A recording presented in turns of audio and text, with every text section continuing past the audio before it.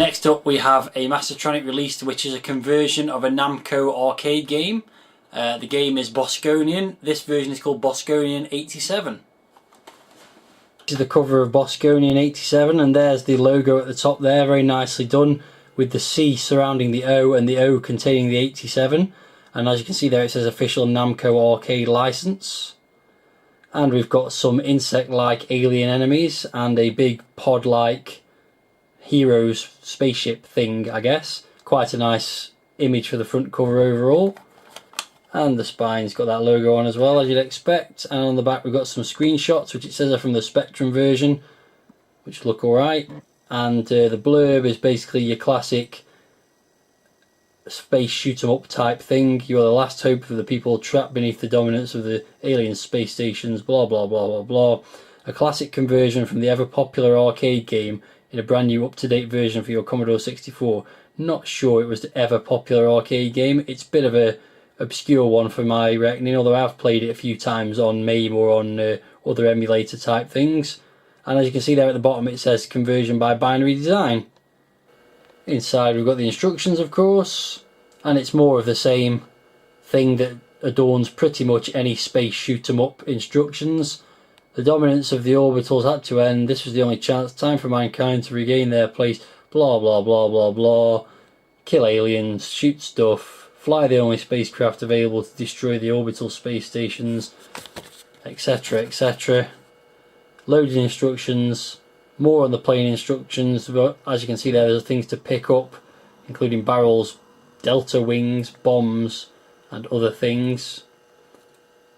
And avoid rocks, explosions and other crafts, use the scanner, blah blah blah blah blah. Dock carefully, there's no room for error, some kind of docking thing in there as well then by the looks of it.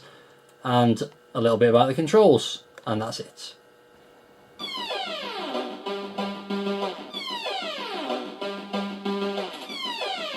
Here's the title screen then. Well, I say title screen, but actually it's just the main game screen scrolling around with a bit of text overlaid over the top of it, which is rather difficult to read for the most part. That says game over, I can manage that much. There's some quite nice music to accompany it. There's the Bosconian 87 logo, nicely done. So I'll talk about the game screen now because I won't get a chance to once I start the game. So there's all this stuff at the top. There's a radar there, which is borderline useless. Your ship is the little yellow dot. These are the things you've got to destroy, the motherships. The red thing, I'm not sure what that is. There's a number of ships remaining there, score, number of bombs and fuel and various other things. Let's get on with the game. I warn you now, it'll be over pretty quickly because it's rock hard. I haven't played the original Bosconian very much, but I did play it on MAME just last night just to see what this version was like in comparison. And the original's a lot better, let's just put it that way.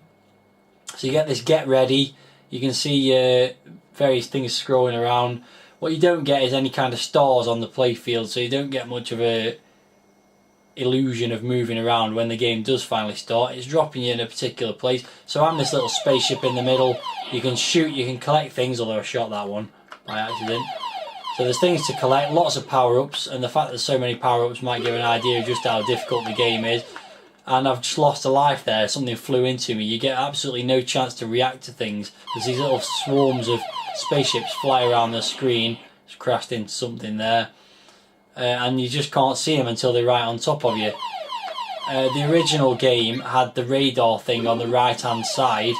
This version's put the radar all across the top of the screen, which means the playfield's tiny in comparison to how fast your ship moves around. You can't see stuff appearing on the screen until it's too late. There's those ships again, just killed me again. There's numerous extra lives to be collected just even on this first screen, which gives you once again an indication of just how difficult it is. Crashed into something again. The ship, unlike the original version of the game, also moves ridiculously quickly. There goes another life, killed by something that appeared on the screen before I could even react. I'm just trying to get to this. These are things you're supposed to destroy on each level, and they fire stuff at you. The idea is you're supposed to shoot into that little gap in the middle of them. You actually spend more time getting ready for the level to start than you do playing the level. I crashed into something again there, and that's game over. And frankly, that's it. I don't really feel the need to play it again. I will do just once more, just to talk about the graphics and sound. Let's get on with it. The graphics are rather dull. Everything's a shade of blue, apart from your spaceship. There are power-ups to pick up, as I mentioned. None of them seem to do a hell of a lot. That one's fuel, I think. So basically you fly around, try and avoid things, shoot things, and try not to get blown up by things that you can't even see before they appear on the screen. The sound's pretty dire. It's just some usual explosion noises and bullet firing noises. Another thing that's annoying is the bullets only fire, there goes another life. The bullets only fire a short distance along the screen, so you've got to be really close to anything before you can hit it. Just try and wipe out one of these things. Got no chance. You move so quickly. It's a strange game. The arcade version was a strange game as well, in that once you start moving you can't stop and you have to keep pushing in various directions. But the arcade game was light years ahead of this, which is absolutely bloody awful. There goes another life. Only 2 to go. So basically, they took what was a reasonable arcade game and turned it into this travesty of a game. I hear the Spectrum version's a lot better, by the way. Frankly, it wouldn't take much to be much better. And worth $1.99? Not on your life.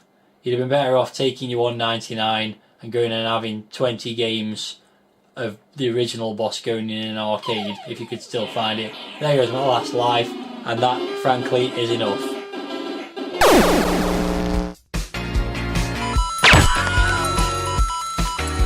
If you only knew the power of the dark side. 2, 1, 0.